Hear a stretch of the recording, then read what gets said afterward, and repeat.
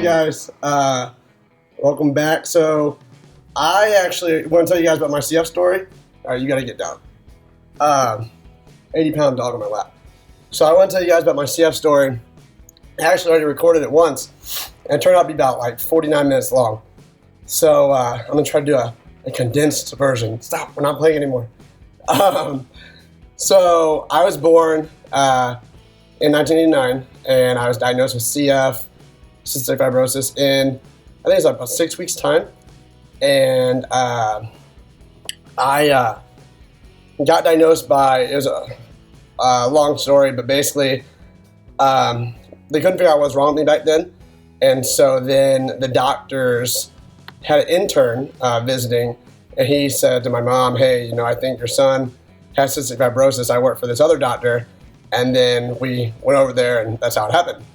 So I grew up pretty normal, not normal, but living the normal life.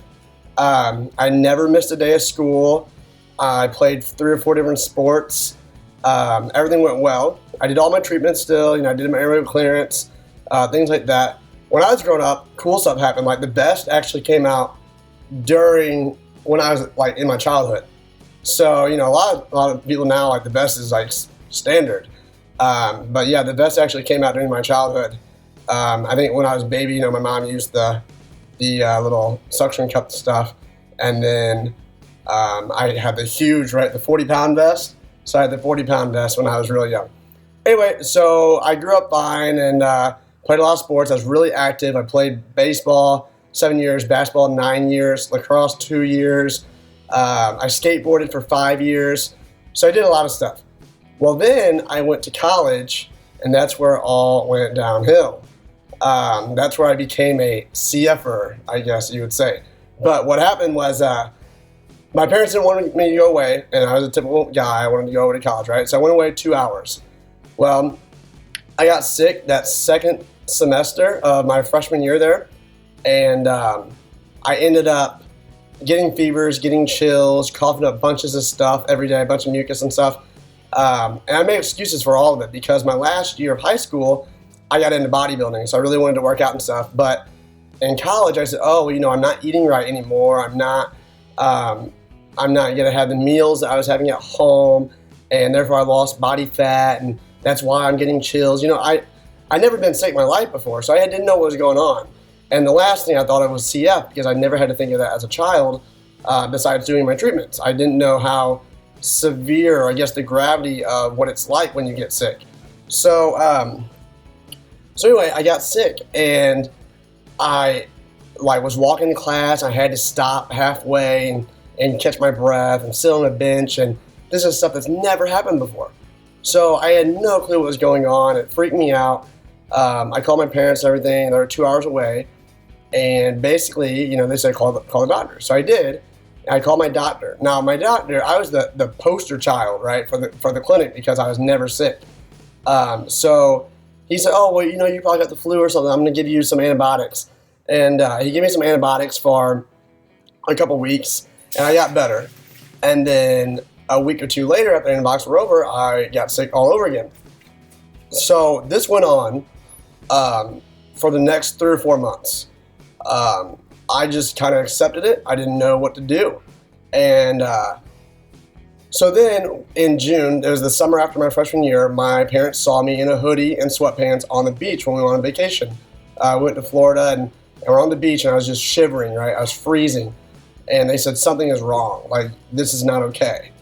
So, and back then, by the way, I would take ibuprofen, 200 milligram pills. And then it would all be over for pretty much the rest of the day. I'd still cough up a bunch of stuff. I'd still get short of breath, but the fevers and chills would go away. And that's how I kind of was living life for 6 months.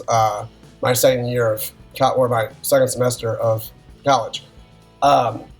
So once we got back, I went to the hospital and they said, you need to go to the emergency room right now. I went to my physician.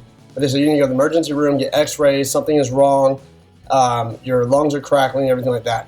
So I got x-rays, and I had pneumonia, of course, and that was my first time ever admitted. They admitted me right away, and I was admitted for 3 weeks. I was in St. Louis, Missouri, and it was all new to me. I mean, it was like so many questions were going through my head. I was in the children's hospital at that time, even though I was 19 years old. But I was in the children's hospital still because that's where I always went. And it was just so new. I'd never been sick before. So anyway, I ended up going from 90% lung function to 32%. So that first time I got admitted, I got 32%.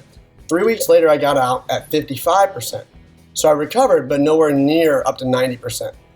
I then went back to college and tried to do things smarter. I mean, you know, I was a typical freshman, by the way. I did my treatments, but not probably as well as I should have. I didn't get very much sleep. I wanted to stay up all night and visit with all the new freshmen that I knew and sit around in the lounges in the dorm and just talk. And, I never had to study before in high school. So I had to learn how to study once I got to college. And so my doctors kind of said with all the stress that was new to me and then also all the germs, it was a university, it was like 500 people per class, every day in 500 lectures. So all the germs from around the world were just hit my immune system and got me sick. And then I went 6 months without getting treated, really, besides one round of oral antibiotics. So that's why my lungs got so bad and so damaged and scarred. So after that, my sophomore year, the same thing happened. It was like 3 months later, I got sick again.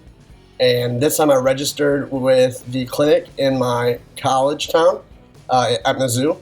Mizzou is where I went, Mizzou. But so I registered there and I talked to the doctors there. Well, luckily they gave me oral antibiotics and that helped greatly. But that whole sophomore year, I was sick every couple of months. You know, I was typically like most CF patients are.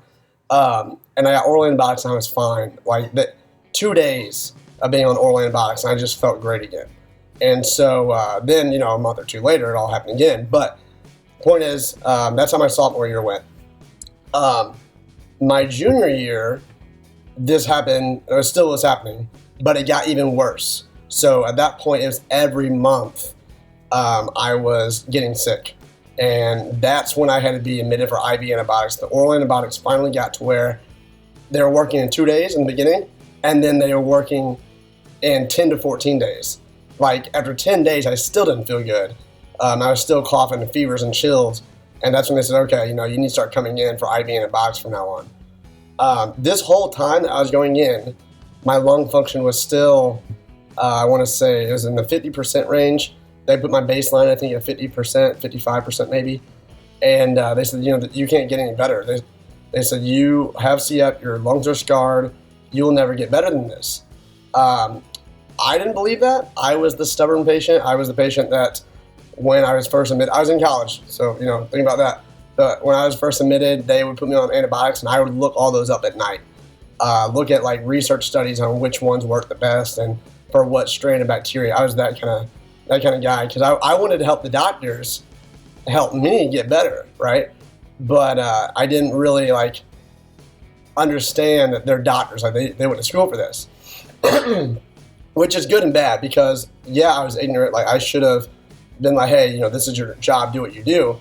But at the same time, I've been through so much now that I know we're all individuals and we know our body better than anybody. I'm sure you guys have heard that before. But so I think it's really important to communicate with your doctors as much as possible and not just let them do what they want. Because, they're probably going to do the right thing.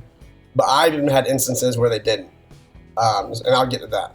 But so anyway, I was in the hospital, every month or 2 months for 2 weeks' time, towards the end of my stay or towards the end of my college. But in the beginning, I did not want to be in there for 2 weeks. I wanted to be in there for maybe 5 or 7 days because I started feeling better on IV antibiotics after 5 days.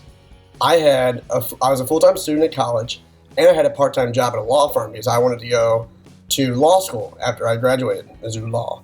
But I wanted to go to law school after I graduated. So I told them, I was like, hey, I can't be in here. I feel great after 5 days. I can't just sit around. I have a job to go to. I have classes to go to. And they would always make me deal with me. They said, okay, if you bring your lung function up by day 10, or at least better by day 7. And then, by day 10, if it's still better, we'll let you leave at day 10 instead of day 14. I said, okay. So I did that. And there was actually many times where I would go try to do cardio to better my lung function by that 10th day. And I said, what was the best way to do that?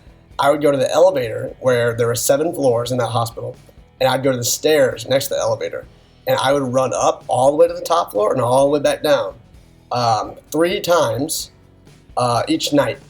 And sometimes, like the day before my PFTs, I would do it morning and night just because I wanted to leave. I wanted to get out of the hospital, right? So that's what I would do. I even made a bet one time with my doctor because they said, your PFTs are 52%. And they were wanting to keep me for 14 days again. I said, no, I need to get out. So they said, okay, if you get to 55% by day 10, which is in 3 days, 55%, we'll let you leave. And they said, otherwise, you stay for the full 2 weeks. I said, okay. And so I did that. I ran the stairs, everything. And cardio works, guys. Like, it worked because I got to 58% by that 10th day. And they were shocked, right? And they said, what did you do? What'd you do? And I said, I did my treatments, I'm in the hospital, of course, but I added cardio. And they asked me what I did, and I told them the stairs, and they just laughed. But anyway, so that's how most of my college went until the end. So my 4th year, I actually went to college for 5 years because I got so sick towards the end that my classes, I had to start pushing back and back and back. And so my 4th year was my senior, but typical, or I guess second to last year. And I got ABPA, which is allergic bronchopulmonary aspergillosis. I was sick just like normal, but my cultures weren't growing and I didn't know what was wrong. And the way they found out, it was at the beginning of my year, stop Ralphie, but the way they found out was my IgE level in my blood was 3,000. Now your IgE level is supposed to be, from what I'm told, 50 or below, somewhere around there, and it was 3,000. So that showed that I had a fungal infection in my lungs that had colonized. And the way to treat that, unfortunately, was prednisone. That sucked. So I had 60 milligrams of prednisone every day. Then it was an antifungal as well. So 6 milligrams of prednisone and an antifungal every day. And that was the worst. I hated being on prednisone. I didn't feel right. And most people, prednisone makes them feel so great, right? Not me. It was the opposite. I didn't feel good. I got the moon face. I was holding all this water. I just hated it. I hated it. My blood sugars, I had to start taking insulin because my blood sugars were so high. So then I was doing insulin every day as well. And not only was I doing insulin, but then my heart rate got too high every day. My resting heart rate was like 120 or 130. So I was on a calcium channel blocker for the heart rate. That was every day. So I was a mess. So in November, which was about 3 months later of that year, they said, hey, how you feeling? And I said, I'm feeling better, which I was. But I said, let's go down the prednisone. I want to lose this water weight, all that stuff. I was very into my friends and the girls and stuff. By the way, shocker, okay? So I never told anybody I had cystic fibrosis all my life. My friends knew, like my close friends, that I had to spend the night with, when I was a child, because I had to do my treatments, right, at their house. But once I got to middle school, high school, none of my friends knew. None of my girlfriends knew. I dated girls like a normal kid. I hung out with friends. I stayed at people's houses, all that stuff. I would do my treatments before I had to hang out with these friends and stuff. When I went out to eat, I had my enzymes in my pocket, and I would just sit at the table, and I would just slowly put in my mouth and take a drink of water, and everything would be gone. So I hid it very well. I learned how to hide it. And I'll get into that later in another video, why I did and why I think people might want to hide it, which I still agree with. If I could go back, I would still hide it. And it's not that I'm ashamed of it, I guess, or anything like that. But anyway, I'll get into that later. But so anyway, back in college, right, I still didn't tell my friends. And I was living with two of my best friends. So, of course, when I was getting sick all this time, they said, what's going on? And I said, well, I got so sick that freshman year that my lungs got super scarred, and they don't heal from that. And I said, so now I'm more vulnerable to getting pneumonia, which is true. I mean, that's how it works. Your lungs get so scarred, they get damaged and more damage. They can't recover, and therefore you have a compromised immune system.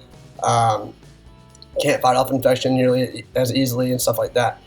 So I told them the truth. I just didn't label it because I didn't like what was on the internet and stuff like that about it.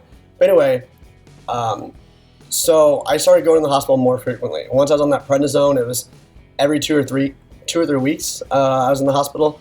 And sometimes it wasn't even for being sick. Like, I didn't feel sick. It was literally like my oxygen would drop because the prednisone would just change my electrolytes, just deplete my electrolytes, and my body would just crash. I mean, it was terrible. And so they put me on, they asked me if I want to do ibuprofen, which was 2,000 milligrams a day, 2,000. And that was a latest study that showed ibuprofen can help CF. And it still has that. My doctors now encourage me to take ibuprofen as much as I want. Not that much amount, but once a day or maybe sometimes even twice a day is okay. But the normal dosage, not 2,000. I think it's like 400 milligrams per dose. But anyway, so I was on that as well. And in November, they asked me how I felt. And I said better. I wanted to get the prednisone. So they cut my prednisone from 60 to 30. And within 2 days, I ended up in the ICU. I was sweating profusely. I could not stop sweating. I had to pee like every 5-10 minutes. Once I'd get 10 hours of sleep a night, and I'd wake up and be exhausted. I just did not recover from anything. I was still fatigued, everything. So I was in the ICU, and I remember my parents had come visit me, right? And when they did, I had dinner in the hospital room, with them in front of me. And after dinner, I had shunting. If you guys don't know what shunting is, it's when your belly gets full of food and it expands. So when it expands and your lungs are trying to breathe and pump hard, right, they push against each other. And so your lungs, it feels like you can't even breathe, even worse. So I went into just shock. I had anxiety. I was freaking out, and I couldn't breathe, and I just started to crash. And they had to intubate me. I was in a medically induced coma for 5 days. I was in the ICU for a total of 15 days, and I'll touch more on that in another video because I have all kinds of stories about that. But so it was pretty rough. And when I got out of that, which they were very surprised I got out of, I finally got back to normal floors, not just the ICU. And all my nurses I knew said, hey, you were lucky to get out of that and everything. And my doctor said, you're going to be on insulin the rest of your life, and you're going to be on oxygen the rest of your life. And they said that, the prednisone made you have to wear it full time, the oxygen, and it had to make you take the insulin. But that was it just progressed what would have happened. And after I was in the ICU and intubated and everything, they said my lungs wouldn't recover. They dropped to like 28%, and they said that I would be on oxygen forever. And so I was pretty bummed out, right? I wasn't really sure what to do about that. And I have a good support system, so that helped a lot. All my friends and my family, and they always stay in touch over the phone. And it was Thanksgiving break. I actually got out on Thanksgiving morning out of the ventilator, off the ventilator, I should say. And so everyone was home, not with me, but my family was with me, but my friends and stuff. Anyway, so that was rough. So after that was in November. I got out early December of the hospital, and I went home for Christmas, and I had a test in January. When I came back, I had to go have another appointment. I was hell-bent on getting off that oxygen. The doctor even said I was in denial. They said, you have CF, you can't beat this. You have CF, and you're in denial that you have it. because you're not accepting like you being on oxygen full time and stuff. And I said, no, I'm optimistic. And they said, call it what you want, blah, blah, blah. So I was on the treadmill every single day of my Christmas break. I went home, my uncle had a treadmill and gym in his basement. I was on that thing every single day, trying to better my lungs. I wore the oxygen, of course. And by the time I went back that January, 3 months later, I guess it was 2 months later, but they said that I passed a 6-minute test for the oxygen, and they said that I could only wear it at night now. So they had no clue how I was able to get off of it, but I did. And anyway, that kept going. I kept going to the hospital. After that, I kept getting sick every month. I was in for 2 weeks at a time. The 10-day mark didn't do anything at that point. And finally, started going to my 5th year. And right before school ended, that second to last year, my kidneys failed. I came in again, they weren't sure what was wrong. My cultures were pretty clean, and my kidneys failed because I was still on that ibuprofen for 2,000 milligrams a day. So I got sick, I came in, and then with the ibuprofen and with antibiotics going in me, like vancomycin and Zosyn was another one, which is linezolid.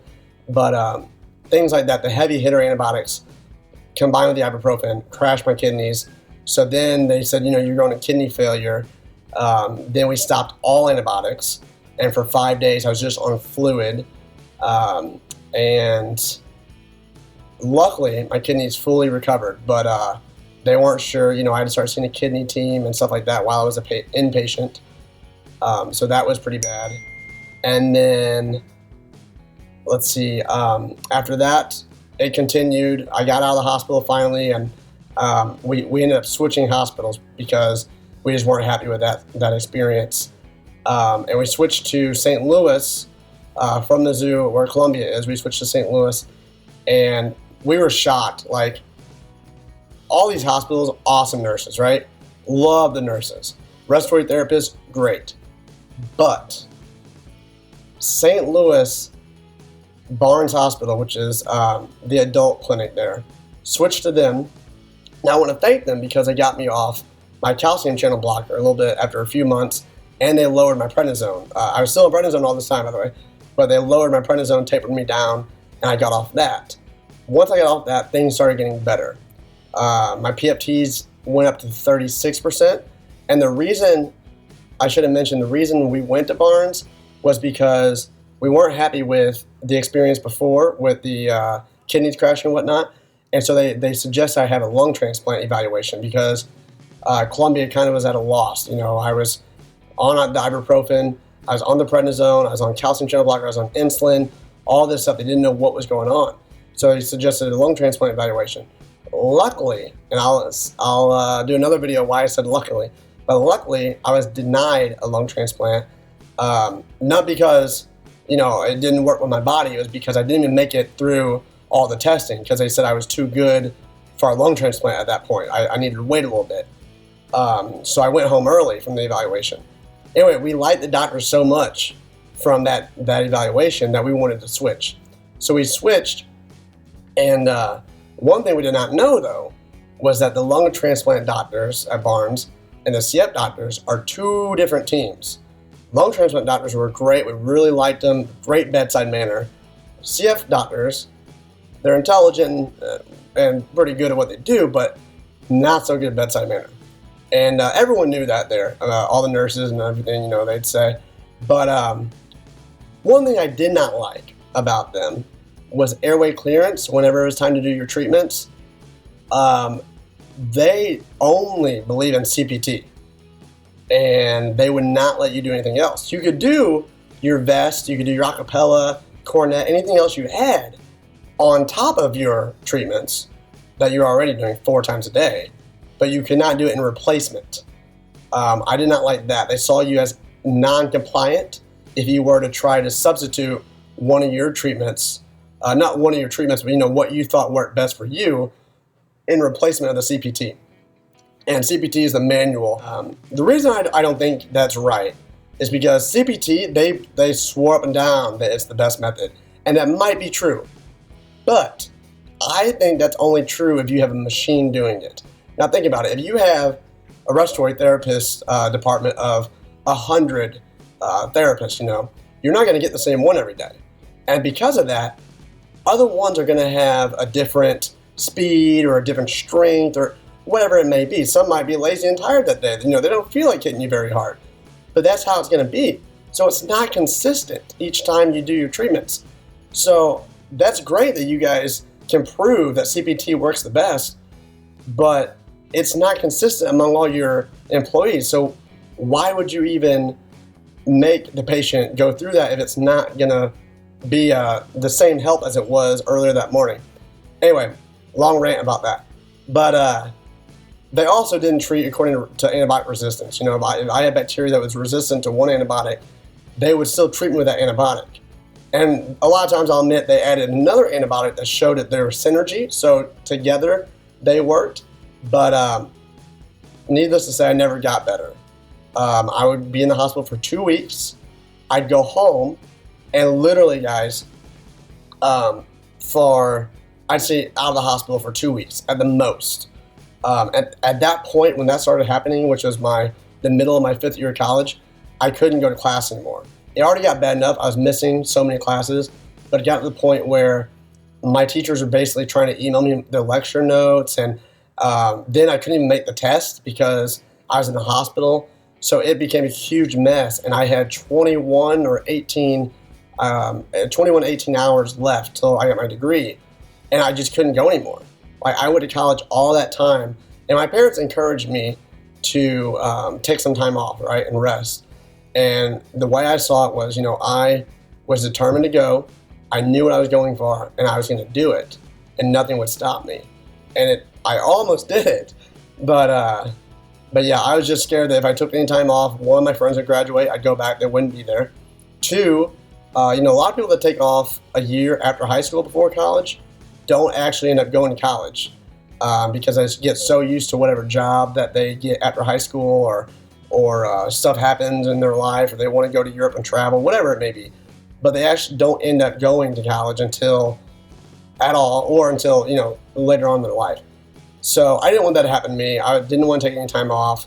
I probably should have, but anyway, I ended up dropping college with only a semester pretty much left. And I could only stay home for 2 days. I think my record was 2 weeks. But my record was maybe 16 days until I was admitted again. And then I was in for another 2 weeks. And that happened for a year and a half, guys. A year and a half. It started at Columbia Hospital, transferred to St. Louis Hospital, and it stayed like that for a year and a half total. But it was so frustrating because we couldn't figure out what was wrong. My lung function stayed at 32% in Columbia after the kidney failure and everything like that. And then it went down to 26% during the year that I was in the hospital frequently like that. And I was still on insulin, and I was still on my calcium channel blocker. That ended up getting canceled eventually. It's about 3 or 4 months after my prednisone ended, my heart rate kind of came back to normal, which is still, to this day, at a resting heart rate of about 100, 110. If I'm lucky, I get like 95. So that's kind of bothering me lately. But I'll get onto that some other time as well. But anyway, so what did I do, right? What did I do to get to where I am now? I was in the hospital thinking, and I was drawing a lot, trying to pass the time. I actually did caricatures. That one right there, that one I drew. That's me and my girlfriend. And I actually drew that in the hospital because I got bored. I loved drawing all my life, but I got so bored I didn't feel productive anymore. I wanted to do something with my life. I was in SIG all the time. And so a lot of CFers draw, and I've seen that, and that's awesome while they're in the hospital. So hopefully you can watch my vlogs or, at least this YouTube channel and take a break from drawing. But anyway, so what did I do? I ended up being out for 2 weeks, right? One of those times. And me and my girlfriend were at the mall. We saw a poster that said reflexology, something, something. She knew from her textbooks in school that reflexology was like rubbing the feet. And the idea is you rub certain points of the feet, and then toxins get released through the body, and they get out of your system. And encourages blood flow, stuff like that. So we said, hey, wonder if there's any by our house. Let's try it out. So we actually found one near us, and we went to her, and I started going to her every week. That I wasn't in the hospital, at least. But every week that I was out, I would go to her, and she rubbed the bottom of my feet, and I didn't really experience anything great. I didn't see any improvement. But then she was also a distributor for essential oils. Now, you guys might or might not believe in this stuff. I didn't believe in any of this, like, at all. Like, I can't even explain how much, but I'll do another video about them as well. But, so essential oils. And she said, hey, do you want to try these? I said, I'd rather not, And she convinced me. She said, okay, I tell you what, I'll give you 2 bottles for free, and I just want you to try them. I said, all you have to do is rub them on the bottom of your feet or your wrist, which is where they absorb the best. But rub them on your feet and wrist every day, 2 to 4 times a day, 4 times if you can. I said, okay. And she had just rubbed 1 or 2 drops. I said, okay. So I took the oils, and I promised her, I was going to do it. So I did it. And I actually started noticing a difference. And this was in 2013, I believe. I started noticing a difference. And I was going to the hospital still, but I was rubbing the oils on my feet and wrist. Well, finally, I started getting a little bit better. And so Christmas went by, and we were back home. We were in Colombia at the time, and I got sick. And when I got sick at that point, I was just crashing. I mean, I would go to bed on oxygen and everything like that, and everything was fine. The next day, I would wake up. Within 4 hours, my oxygen would just keep dropping, my O2 sats. And I would, turn it up to like 5, which is the highest it goes on a concentrator at home, and it would still keep dropping. So by the time it got to, 85%, I was on 5, we booked it to the hospital. So I went to Columbia Hospital again, and things went well. I mean, I was doing cardio, I was feeling better, I had the oils right, and things were getting great. And then it was so sad. Things were getting great. Well, after 2 weeks of stay, my 14th day there, that night I got sick and I started throwing up. And, the next day I was going to go home. So I was like, oh, it's no big deal, it's no big deal, no big deal. And I started throwing up. I got a fever, I think it was 103, 103.5, something like that. And they diagnosed me with H1N1 swine flu. So, needless to say, that really hurt. That was probably the worst time I've had in the hospital. I am a very positive, very optimistic. I believe, the mind's everything, all this stuff. And at that time was my lowest point, and I'll make another video about that too. But it was bad. And so I stayed in the hospital another 3 weeks. I was in the ICU. I was on BiPAP. I wasn't intubated this time, but I was on BiPAP in ICU, throwing up constantly. It was bad. And the nurses didn't think I'd make it through that either. They said I was very lucky. And I finally got out, though. So I got out. I was recovering at home, still doing the oil stuff. And I said, I showed improvement with the oils. I want to take it one step further. So I read all online about the oils, which ones are good to use, and how to, get the most effective, treatment or whatever you want to call it. And so I started becoming a believer, right? And then I ordered a diffuser. It's basically like a little machine. It's like this tall, and it just disperses it into the air. So it's like an air freshener. But the point is, you're going to breathe that in. You're going to breathe the aroma in, and therefore it's going to get to your lungs more. And it's in the respiratory system.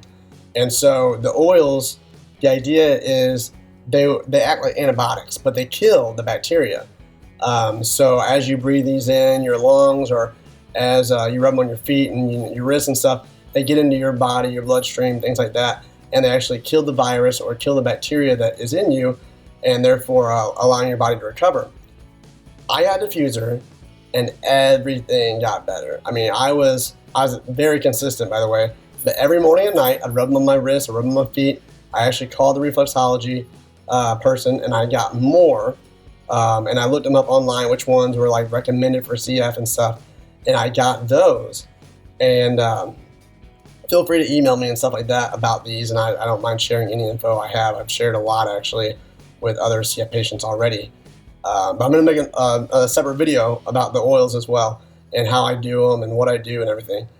But so I got the oils, and I was rubbing on my feet every morning and night. I was diffusing them for about an hour, 2 to 3 times a day. So I'd come home. I mean, we'd go to lunch or we'd go to dinner or whatever. Come home, I sit in front of the diffuser. It's like it does like 5 minutes on, 10 minutes off. So I had the diffuser right there, and all I would do, I mean, I'd play video games, or I would do my treatments, or I would watch a movie, and I would just lean in and just sniff it, and like not sniff it. That's kind of weird, but I would just breathe in, right?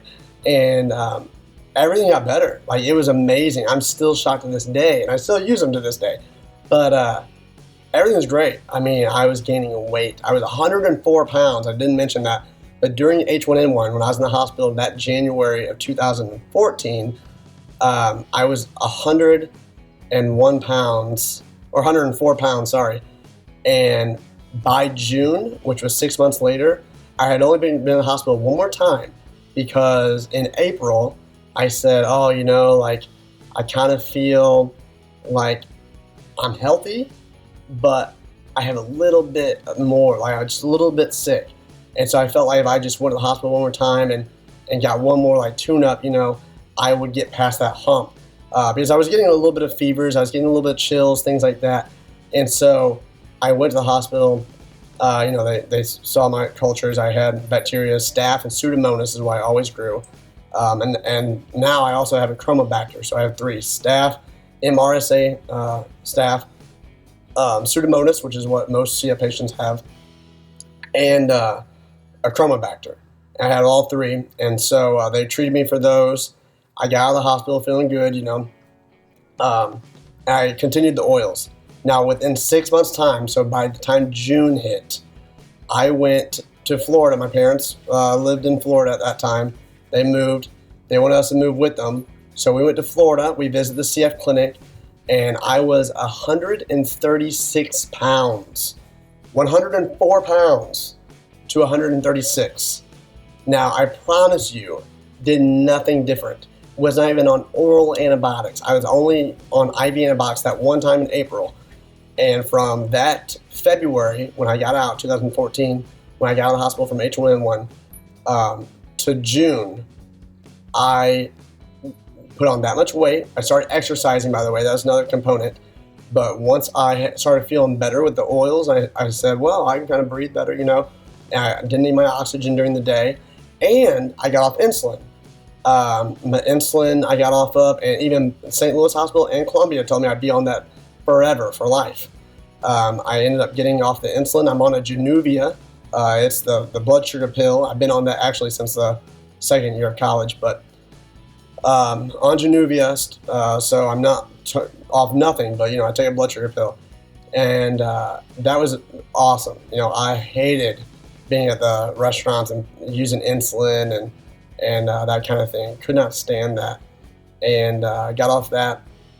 And anyway, I put on all that weight. I started exercising. At first it was 3 days a week, and then it became 4 days a week. And I finally got myself up to 5 days a week, lifting weights. I did very little cardio. The reason is, I told my clinic, we went back to Columbia after we had the problems in St. Louis about the antibiotic resistance and the airway clearance methods and stuff. And back in Columbia, they said, hey, if you're getting better and you're putting on weight and you like to do weightlifting and you're doing cardio too, but every time I did cardio and weightlifting, I went home and I felt awful, like chills and fevers, and I just overworked myself. They said, just pick one. If it's working for you, just pick one, whatever your favorite is. So I did weightlifting and put on all that weight. My body fat was like 8.6%, so most of it was muscle. And it's been great from there. I mean, I still have not been admitted in the hospital, and this is a year, 12, 13, 14 months later, guys.